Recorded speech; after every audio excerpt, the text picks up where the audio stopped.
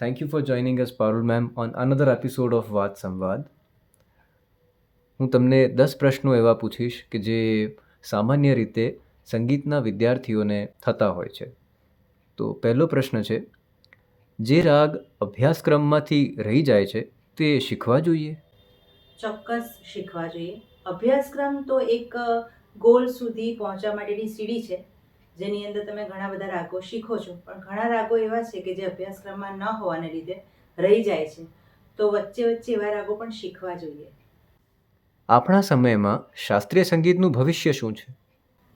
ભવિષ્ય બહુ ઉજળું છે.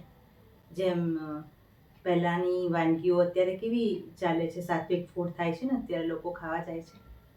તો આપણું શાસ્ત્રીય સંગીત એવું જ છે, જેટલું જૂનું છે એટલું જ નવું છે. તાનપુરા વગાડવાનું શિક્ષણ કેટલું જરૂરી છે?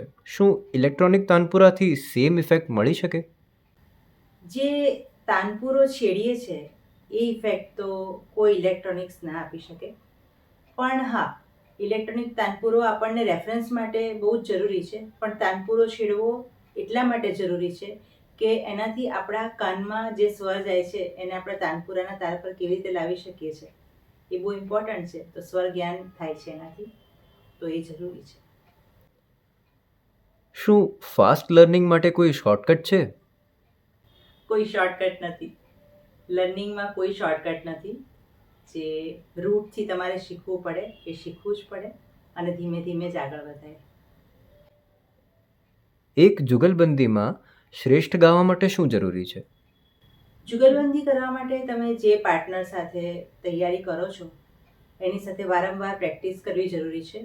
અને એવું કરવાથી એકબીજાના ભાવ સમજી શકાય છે. તો જ્યારે રાગ ગાઓ ત્યારે એકબીજાના અનુકૂળ થઈને તમે રાગનું પ્રેઝન્ટેશન કરી શકો છો.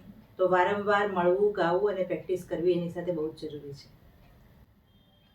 એક જ થાટના બે અલગ અલગ રાગ એકબીજાથી કઈ રીતે અલગ થઈ શકે?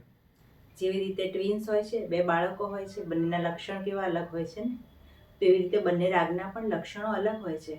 એના વાદી સંવાદી અલગ હોય છે, એનું ચલન અલગ સપ્તકમાં હોય છે, એનો ભાવ, એનો રસ, પ્રકૃતિ બધું જ અલગ હોય છે. શાસ્ત્રીય સંગીતના રાગ ફિલ્મ મ્યુઝિકમાં સુખદ અનુભવ આપે છે, પણ પૂરા ક્લાસિકલ ફોર્મમાં નથી હોતા. શું આ ઓછી લોકપ્રિયતાનું કારણ છે? બિલકુલ નહીં. બિલકુલ ઓછા લોકપ્રિય નથી હોતા. લોકપ્રિય પણ છે, લોકભોગ્ય પણ છે, પણ એને મનોરંજક પણ બનાવવા પડે છે, જેથી સામાન્ય લોકો જે શાસ્ત્રીય સંગીત નથી શીખ્યા એ પણ એને ગણગણી શકે. આજના સમયમાં કોઈ નવા રાગની રચના કરવી હોય તો કયા લક્ષણો ખ્યાલમાં રાખવા? પહેલાં જે આપણી પાસે જૂના રાગોનું કલેક્શન છે એ તો પૂરા શીખીએ. જો એ શીખીશું તો આપોઆપ નવો રાગ રચી શકીશું. રાગમાં અલ્પત્વ એટલે? અલ્પત્વ એટલે ઓછું આવવું, ઓછું લેવાવું. છેલ્લો પ્રશ્ન, રાગમાં અલંઘન બહુત્વ એટલે? અલંઘન એટલે જે લંઘન ના કરી શકાય, જે છોડી ના શકાય એવું બહુત્વ, કે એ લીધા વગર રાગ પૂરો ના થાય એવું બહુત્વ એટલે અલંઘન બહુત્વ. જેમ કે બાગેશ્રીમાં પંચમ, પંચમ લીધા વગર બાગેશ્રી પૂરો ના થાય.